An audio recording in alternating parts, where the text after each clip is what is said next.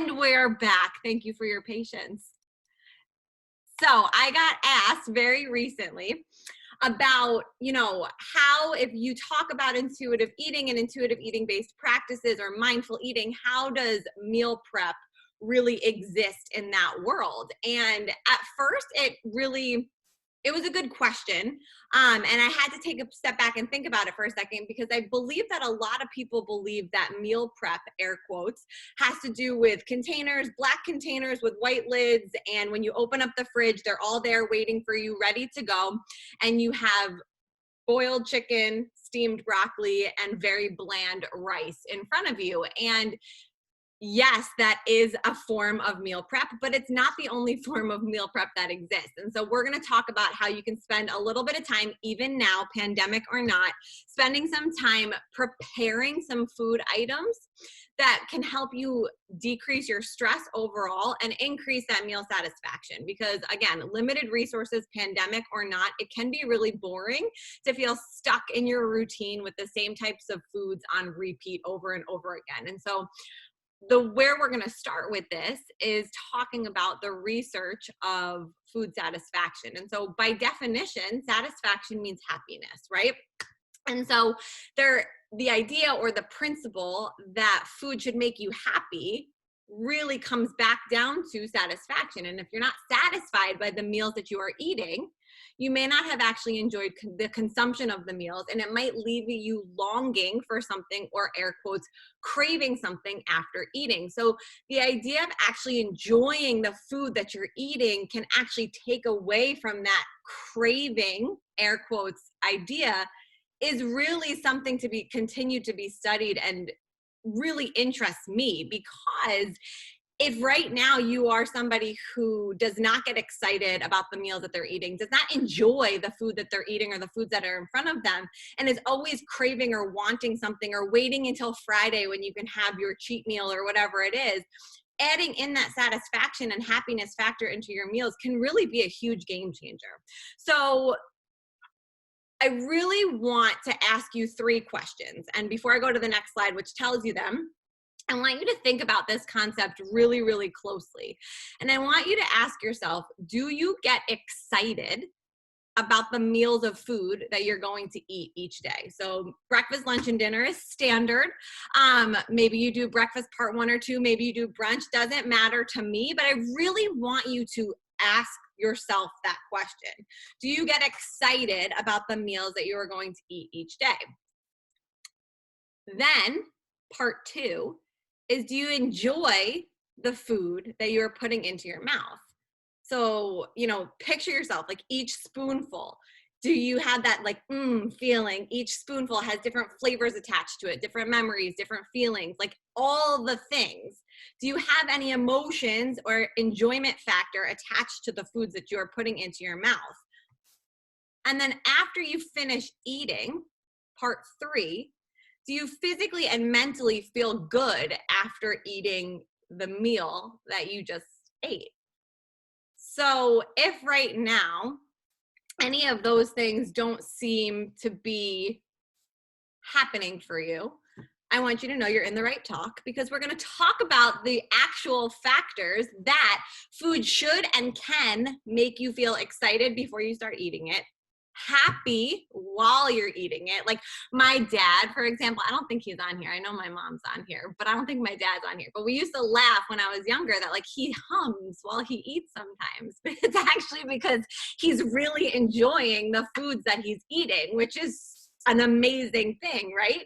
And if right now you correlate like air quotes healthy foods with like not being able to have that exact same feeling, I am here to tell you that you are wrong. No, I'm just kidding. But we can change that and we can help you fix that, right? So food should make you excited before you start eating it. It should make you happy while you are eating it. And then the final piece is that food should make you feel good after eating it, physically So like your belly should feel like you just ate food, but also mentally like happy. That was satisfying. I enjoyed that. I just ate some peanut butter, excuse me, right before coming on here. And like, I enjoy that. I feel satisfied. I feel energized. Whatever that feeling is for you, like that does exist. So right now, if you're not having those feelings, that is something that we can work on. I seem to have lost the chat and I'm not really sure why. So if you are talking on there, I will get to that at the end. I do promise. I feel like I'm kind of like a Zoom novice today. I think it's just all the feelings that have gone on all day with this. But anyways, we're going to keep going. So that being said, there are some factors that can influence satisfaction and the satisfaction factor of after eating. So of course, your environment where you're eating, visual elements, what you're looking at, what's around you, sounds, taste and texture, hunger and fullness. And these things are very different for everyone. The other thing, and I know that we talked a little bit about meal timing and schedules before, and it's a really important and a great thing to keep in mind, especially right now, that, you know, if you've dieted or if you've been on and off restriction for a very long time in your life, and a lot of the people that I personally work with have, you may have lost some of your hunger and fullness cues or all. You might not actually have that sensation of feeling what hungry feels like or what full feels like. And so especially when you're under high times of stress, which we just talked about in our lunch, that right now it's a stressful time for all of us. I'm just going to speak for everybody that it is a stressful time for all of us right now.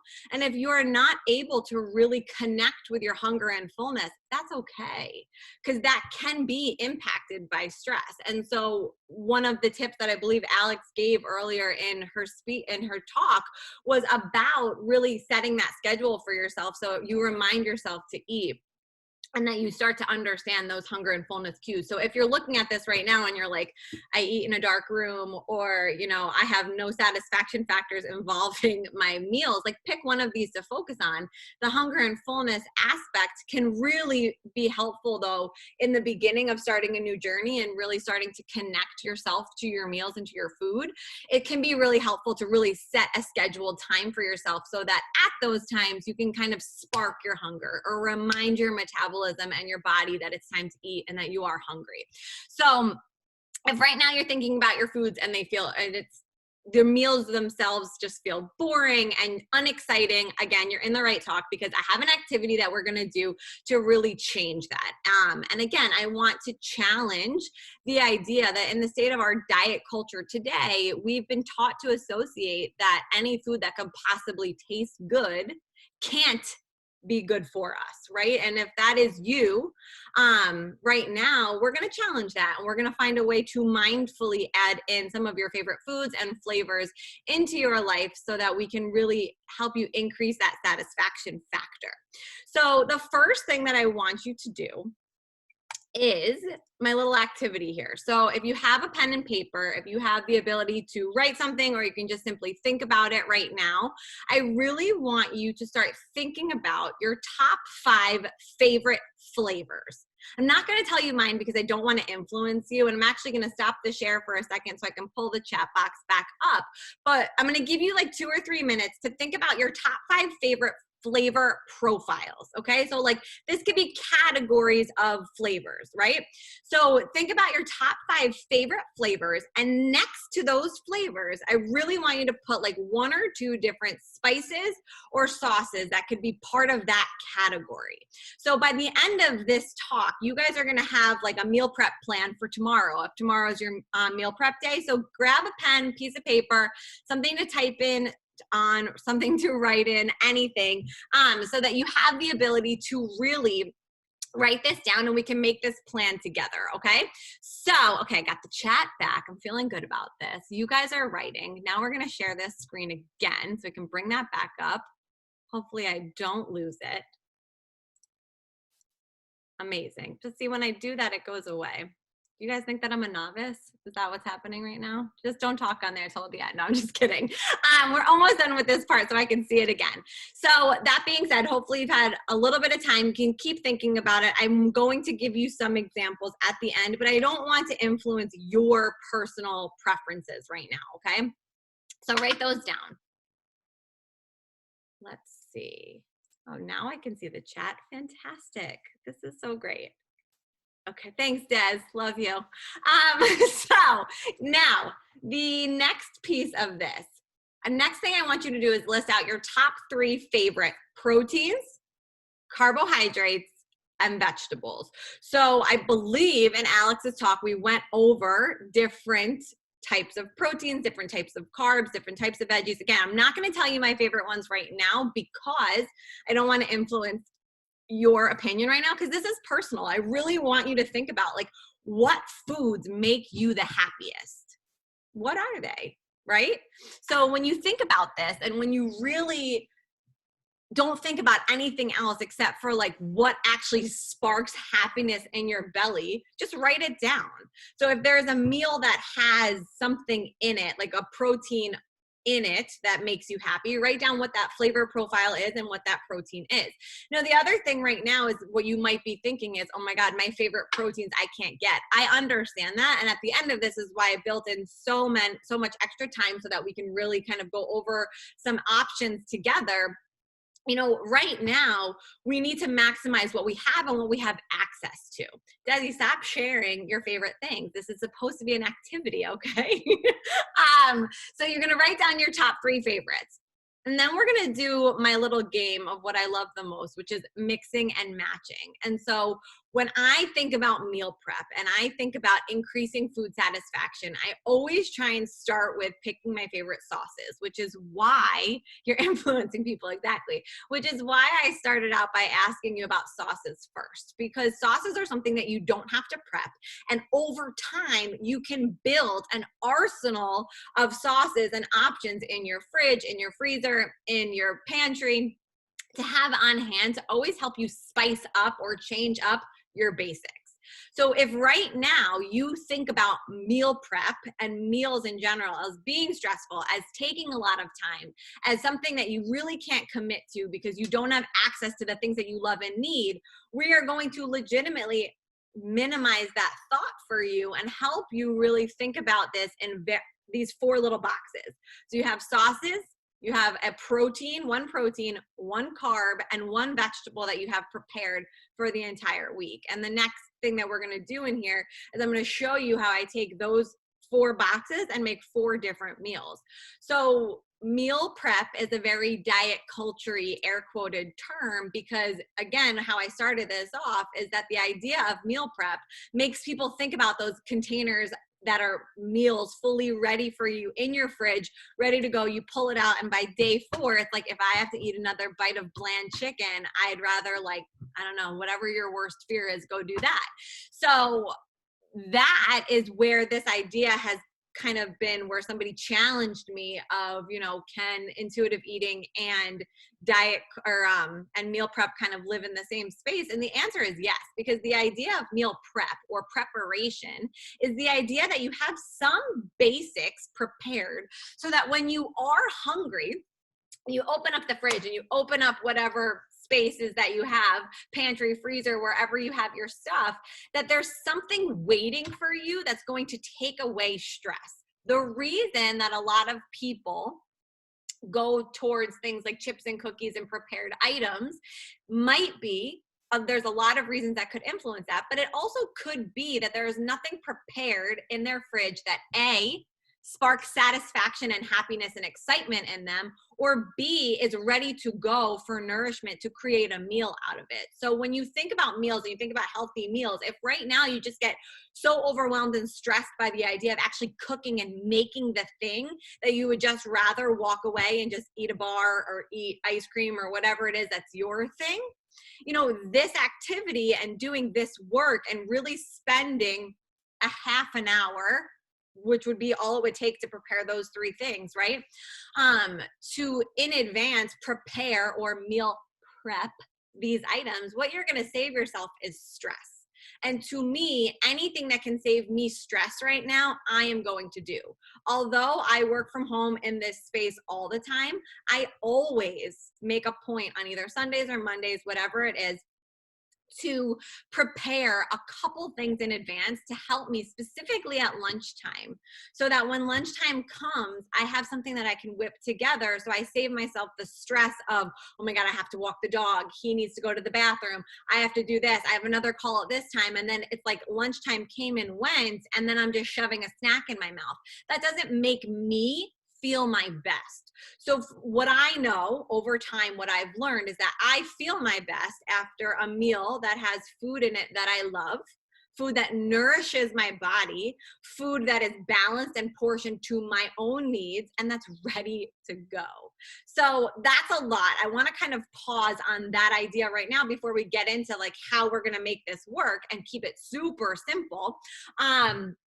But the other thing right now that I really, my heart muscles have to, I just have to say to everybody is that it's also okay if right now nothing sounds good to you. So I have a podcast. It's called Drunk Dietitians. And recently we interviewed a therapist, and we talked specifically about acute cases of depression or situational depression amongst crazy times. So obviously we were talking about the current pandemic and COVID-19 and its impact on all of our mental health. And so what we spoke about is that you can open up you can have your favorite foods in your fridge ready to go right now, and they might not sound good to you. And what I want you to know is that's normal. There's symptoms of acute or situational depression that include loss of appetite. And so if right now you're sitting here and you're like, this sounds really cool, Jenna, but like, it's not going to work for me, you know, it could very much be situational. And some of the things that Andres talked about this morning, as far as implementing those routines to get yourself back on some sort of semblance of a routine and putting in some habits and really nourishing and taking care of your sleep and your mental health is so important. And maybe that hunger comes back. And so I know one of the questions in the Lunch and Learn was, you know, if right now you're trying to intuitively eat, but your schedule is thrown off, I believe was the question. And if I got that wrong, please reshare it in the chat for me so I can answer it properly for you. But again, it's really learning to kind of listen to your body. And if you're not hungry, set the alarm at noon for lunch or at 1 o'clock for lunch. Eat what sounds good for you in that time until you have that physical feeling of like, okay, I've had enough. Walk away from it, hydrate yourself, and then come back. Right now, nothing needs to be perfect. In everything that we do, I know every dietitian on here would agree with this. It's progress over perfection with everything. And a lot of the things that we might be talking about today might seem like, you know, this is like such a perfect world scenario. And right now, nothing about our scenarios are perfect, but doing what you can, using what you have, and having what you love can fit in the same space. So what if you meal prep and you don't want to eat what you have? So like I was saying before, if you're meal prepping some of your favorite foods and you always love them, like I love Bonza mac and cheese. Like there's not a time where I open up my fridge and I don't wish that that was waiting for me in my fridge, right? If right now, Sarah, you've prepped your favorite item and you just don't want it, I'm going to give you a couple ways that you can kind of make it new and see if that helps you. But if that's not working, I really want you to think about your mental health right now. And is this related to that? Is there something that you need instead of, you know, that meal? Or is it that you're longing for something else that maybe you can't have right now? Perhaps it's a human connection hug, right? And what can you do to connect with yourself and with somebody else during this time, virtually or whatever it is, that can really help you kind of work through some of that. So if that didn't answer your question, and at the end of this it didn't answer your question, we can talk through a little bit more. But I'm going to tell you right now how I'm going to take these 3 basics, what I'm going to do with them, and how I'm going to make them taste new and exciting for an entire week. Okay. So I will also tell you that before I got married, I ate hard-boiled egg whites every single day for breakfast, lunch, and basically dinner when I was in a super disordered phase of my journey, which I talk about on my podcast. And it took me 5 years to be able to stomach a hard-boiled egg white again. And so my goal for this also is to help you realize that you don't have to stick to just your safe foods too. Because for me, that was my safe food when I was trying to reach a goal, and then I therefore used it to death and I would not eat it again, okay? So the purpose here and the goal here that I had you write down those 3 different options is to really utilize your favorites. So let's talk ground chicken, which probably is a bad example because it's not something that's easy to get right now. However, this could be ground turkey, it could be ground beef, it could be tofu, it could be a rotisserie chicken. That is something that I have seen in most grocery stores here or available for Instacart. What else? You could do tuna fish, you can do canned salmon, you could do canned chicken, you can use beans as your protein. Whatever you have available, that's what you're going to insert here. The way, though, that I cook ground chicken and actually make it taste good, because in my opinion, it's kind of weird, is I always pick a sauce to cook my protein in. And so for me, out of this list right here, Mediterranean style would probably be how I would cook that ground chicken. But in most cases, I really love to cook my ground chicken in some hot sauce because it adds a ton of flavor without really adding anything else, especially if you're only adding a little and really watching the sodium on your labels. But then, so I'll cook a whole pound of ground chicken and have that ready to go and stuck back in the fridge. Carb-wise, I love to have a box of Banza cooked and ready to go for me in my fridge. So the reason that I picked Banza, for me personally, I like the flavor. I also really love the Barilla chickpea version of their pasta. I can't seem to find it here in New Jersey. I know that Alex posted earlier about the Explore Cuisine black bean or any of their bean-based pastas. Those are amazing. Pick what you love, pick what you can find, cook a whole box of it, a whole box. The key with bean-based products though is that your boil time, once the pasta's in there, is 6 minutes, and then rinse it so that the bean film, for lack of a better term, gets washed off, okay? Rinse it and stick it back in the fridge. The other key for this that I always do when I cook my boxes of carbohydrates is I'll stick it in the fridge with my measuring cup in the actual Tupperware container so that when I take it out, I know my portion and I put that in my bowl and I move on. Something that helps me might not help you, but that is a little tip. And then vegetables. So having a bunch of raw vegetables or frozen vegetables is a great idea, but I always like to have like a fun flavor in my meals. And so having one veggie pre-cooked that you can reheat always helps me get excited again about those meals. So right now, if you don't follow me on Instagram or on TikTok, like Andre said, the newest time suck, I'm obsessed with my air fryer, and air fried peppers are something that I always look forward to because they get crunchy on the outside, they have a ton of flavor, and they're delicious. So I have these 3 things prepared in my fridge, let's say, in this moment, and my sauces of the week that I'm going to focus on is something that's Mediterranean style. I love truffle oil. I'm always in the mood for that, and like a tomato sauce. I actually ordered a whole case of my favorite tomato sauce that got delivered yesterday, so I know that that's what I'm having for dinner tonight. So how do we mix and match this to make this more fun? So night number 1, let's say you've meal prepped all this stuff on Sunday and you're going to start with Monday either for lunch or for dinner. I take my Banza, my chicken, and my air fried peppers and I mix them together just by themselves. I pour over some tomato sauce, a little bit of Parm cheese, and maybe I add some spinach on the bottom and just bump up that volume. I don't even cook it, but it melts when I reheat my food. And that's meal number 1 by itself, okay? Meal number 2, I take that Banza, the chicken, and the air fried peppers cold. I take my portions of each. I put it over romaine lettuce or any pre-chopped salad that you can find at this moment, and I make a cold pasta salad. I make a do-it-yourself dressing with a little truffle oil. I'll use about 2 teaspoons at the most, maybe a half a tablespoon. I will use a little drop of honey mustard or regular mustard and some balsamic vinegar, shake that together, make that a dressing, and now I have a cold pasta salad that tastes completely different from the tomato sauce version.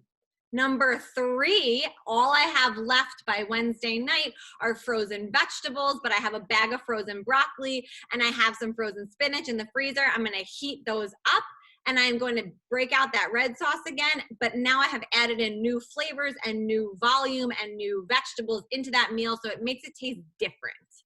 Meal number 4, I'm going back to that cold salad. I love a cold pasta salad. I take that out, but I realize I got my delivery from Instacart or Shipt or whatever it is that you use, and I have some extra raw vegetables in my fridge, so I'm chopping up some carrots, I'm chopping up some cucumbers, maybe some tomatoes. I put my bonza, my chicken, the rest of my air fried peppers in the bowl, and instead of using a dressing, because I'm over the dressing from Tuesday, I'm using a dip. Like if I wasn't allergic to hummus, that would be such a great option because it's always available, but I am. So I use something like a tzatziki dip or a Greek yogurt style dip, and I'm using that as my dressing. It's going to save me fat, it's going to save calories, but it's also going to bump up the flavor, and it's going to taste completely different from Tuesday. So if you can't tell by my lack of breath in this moment, this excites me because these 3 foods, those basics that I've chosen, actually make me happy and excited to eat them. And so that food satisfaction for me is really high when I think about these combinations. Maybe these combinations don't work for you, but if you chose something like buffalo chicken was your favorite, right? Like maybe that was your favorite flavor profile that you chose. You take these 3 options, you use a little hot sauce mixed with Greek yogurt as your dressing, and you top that salad, maybe it's the meal number 2 option, you top that salad with a little blue cheese also, and now you have like a buffalo chicken style dish with these basics. So if you can't tell by where I'm getting with this, is that you can really change the basics and the profile to fit your favorite flavors and to really bump up your food satisfaction level. So you can take these basics so that they're ready and available to you. Because when you think about it, if you think about going to have lunch, if you didn't have lunch with us before, and you think about like, oh, I have to like, if I really want a pasta salad, I have to boil the pasta water and like cook the pasta and then cook some ground chicken or whatever it is, because that's all I have right now. You're probably going to be frustrated to have to do that and then choose something else. This is when I find with clients that they just order takeout, or in different times would just go out to eat, or would be frustrated and even skip a meal, right? Because there was nothing waiting for them. So my point here is that a little bit of preparation can save you stress, can save you time, and it can really help you maximize the flavor profile and the things that you love. So that being said, the key, in my opinion, to success with nutrition is by keeping food fun, keeping it simple in order to increase your satisfaction and therefore your happiness in your meals. Because during these times, it's so important to do that. But even more so, you can use what you have, but make sure that you have what you love. So if right now you're thinking like, I have none of my favorite flavors in my house, make that a point. Order on from places that are still delivering. On my blog, I actually have a list of sauces that, like my pantry sauce list of things that I always keep in my pantry in order to kind of switch up some of these foods and meals. And so, for example, things that you can always play around with are different styles of hot sauces, different mustards, different barbecue sauces. And again, if the labels freak you out, if there's a specific part of the label that you don't understand, we're here to help you with that. But in addition, I really want you to remember, if you love barbecue sauce, first of all, there's plenty of healthy ones that do exist, or ones with really great ingredient labels. But if you have one that's really deeply connected to, you know, a memory that you have, or something that has always made you smile, don't sacrifice that. Understand that 2 tablespoons of it is not going to ruin anything for you. And if you're cooking an entire pound of meat and you use 1/4 of a cup of your favorite barbecue sauce on that meat to add the flavor in there, in theory, each portion is getting less than a tablespoon of sauce in that meal. So use that to really kind of give yourself a little bit of grace and a little flexibility and wiggle room with that as well. And I'll give you an example. When I was little, and to this day, ketchup in my life, I know Linda Stock's on here, ketchup was like a delicacy in my home. And I always thought it was like this amazingly like beautiful Heinz ketchup. Like there was nothing that compared to it. And we used to use it on everything. And then when diet culture like entered my world, it was like, oh my God, high fructose corn syrup or whatever, blah, blah, blah, sugar, don't eat it. Ketchup is so bad for you. I started buying like other ketchups because that's what I thought I should do to be healthy. Where in the reality, I use a tablespoon. Yes, mom says it's a veggie in our house. I used to use like a tablespoon of it, right? But I used to buy all of these other options and it tastes like crap. Like for lack of a better description, it tasted like S-H-I-T. I don't know if there's kids on here. And there was no satisfaction from me in eating or in having that ketchup with whatever food I was eating. And so I could be eating the rest of all of my favorite foods, and I would not have enjoyed that same meal as much as if I allowed myself to have the 1 tablespoon of the ketchup that brings back memories of my grandfather and family dinners and family functions and whatever that is. So again, make that connection that it's okay to have some emotions connected to food. Figure out how they work in your life is the most important thing. So Rory is listening. Good edit. I'm so sorry, Rory. That's why I did that. So anyways, let's go back to the sauces. So barbecue sauces, DIY pestos or purchasing pesto. Alex on here actually has an amazing pesto recipe on her blog. I send that to a lot of my clients. So some of you might have seen that before. It's very good. I made a pesto the other day. And I froze it because when all of this started happening, I didn't know what I was going to have access to. The unknown is very scary, right? So I froze some of that sauce. I had it in, or I still have it in my freezer, but that's a great sauce where a little bit can go a really long way. If you love Asian flavors, Asian style flavors, making your own peanut sauce, using coconut aminos or a light soy sauce, using different teriyaki sauces or ginger style dressings can go such a long way. If you're a volume eater like I am, using plain Greek yogurt and mixing in other things to it to really expand the volume of whatever you're eating or having is a huge tip in order to make your food get covered by whatever sauce it is that you're utilizing. Salsas, awesome. There are so many different flavor salsas, mango, pineapple, peach, spicy, mild, medium, whatever you want to do, but that can add different flavors to your meals. You can use, if you like more of a Mexican style meal, you can use Greek yogurt and salsa and guacamole and have that be your dressing on top of that meal. So good. You can use hummus, yogurt dips, all of these things, yogurt-based dressings, whatever it is that is your favorite. Really want you to challenge yourself and think about, again, the flavor styles that you like, and then putting the spices next to that. Make yourself a running list and keep adding to it. And then play this mix and match game where you take different proteins, different carbohydrates, different prepared veggies, and then maybe you make another list that has different raw veggies that you want to have on hand to really bump up the volume and the differences of those meals, and play that mix and match. Like, get yourself excited about the foods that you can and want to be eating. That is all that I prepared, and I really wanted to give some time for questions, and I'll go back through this chat now that I figured it out where it was on here. And I'm happy to share some of my favorite things as well, but where to find me on Instagram and TikTok is happystronghealthy.rd. My blog is happystronghealthyrd.com, and we can share, I believe somebody asked for that list. I can absolutely share that in here for you. And I also have a podcast with one of my very close friends, Samantha Previtt from Break Diet Rules on Instagram.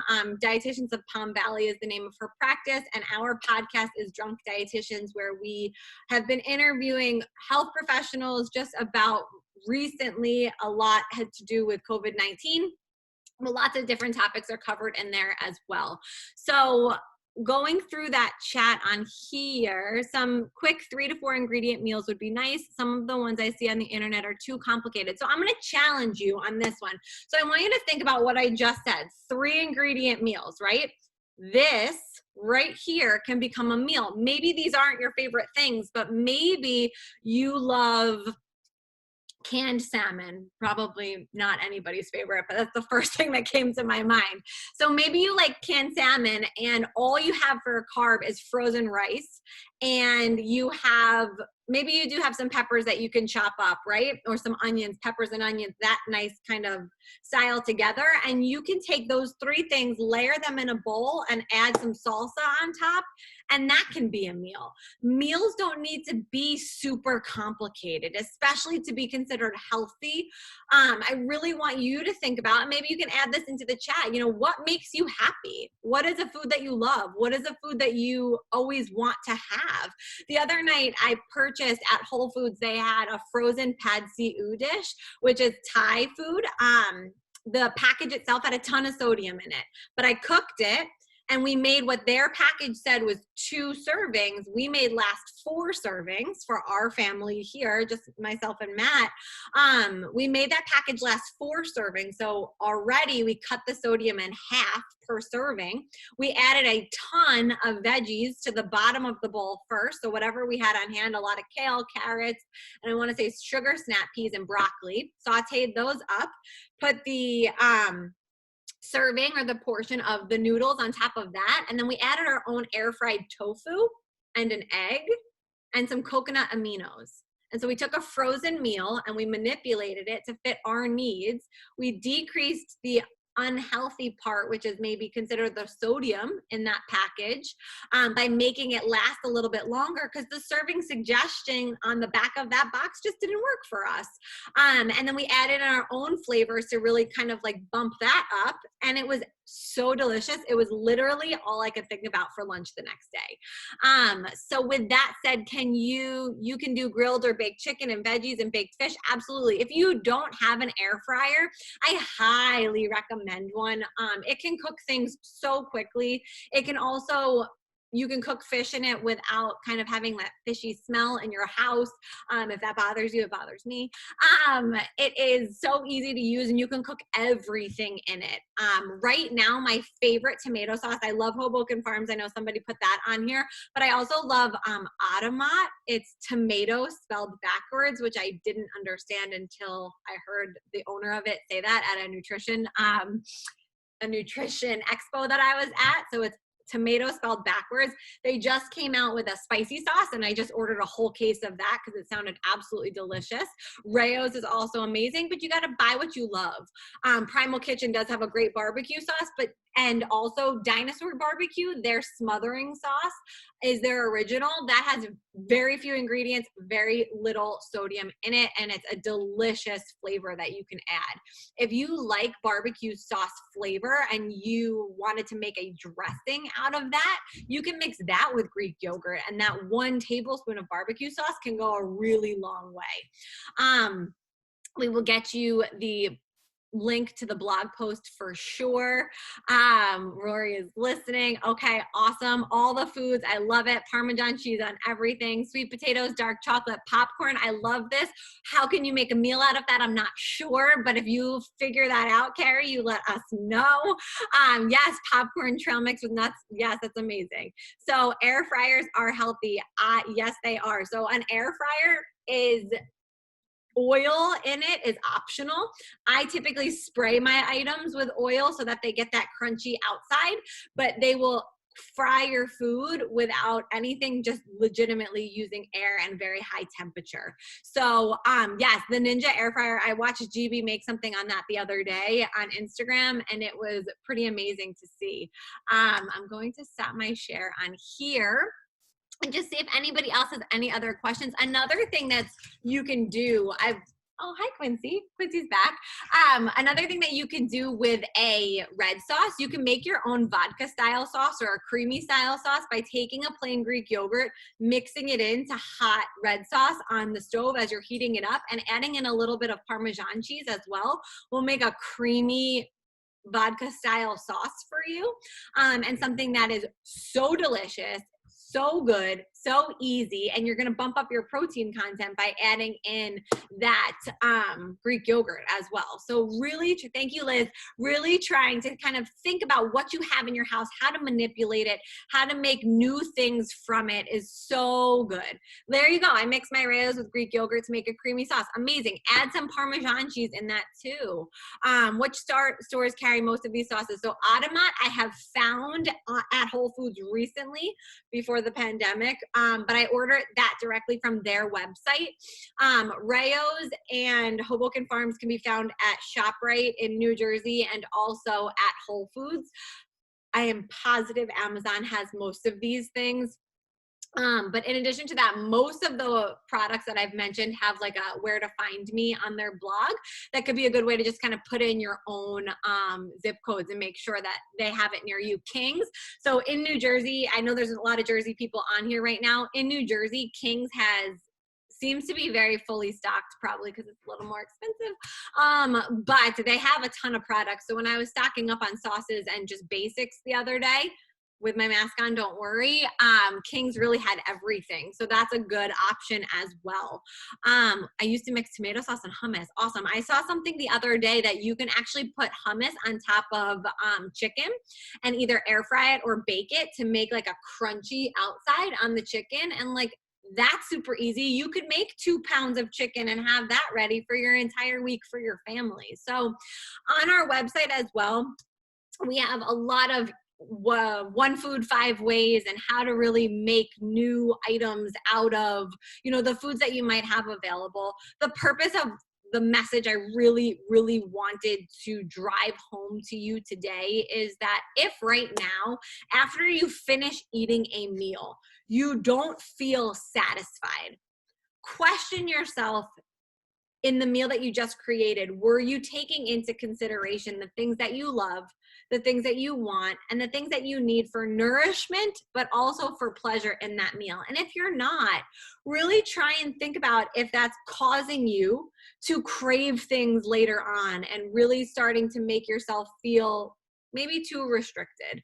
There's a lot of factors that can be impacting our appetite and our preferences right now. And I think overall, the message is we really need to be taking care of ourselves and nourishing our souls in the best way we possibly can right now, and adding in a little food satisfaction into your meals that are still super nourishing and healthy and fun is possible. So I hope that got the message across to you guys. Any other comments, questions, concerns, anything at all, please feel free to ask them. If not, the next talk is starting at 3 p.m. And we really appreciate you joining us today. I know that there was some stress in the morning with the links and everything happening. This is brand new for us. And our purpose today, sorry, Quinn. Matt was supposed to be watching him, so hold on 1 second. Our purpose today was just to bring more happiness and options and just overall give you a day for self-care. And so I hope that we are getting that message across. We so appreciate every donation.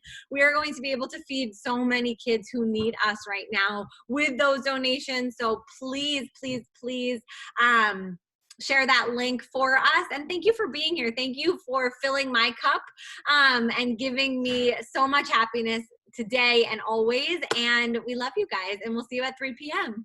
Yeah, so I'm just popping in here real quick. Thank you so much, Jenna, for an awesome presentation. That was amazing. I think a lot of times even clients might actually reach out to me and they're like, this resonates a lot with me, because sometimes like we kind of struggle so much. We're kind of coming up with ideas, even ourselves as dietitians.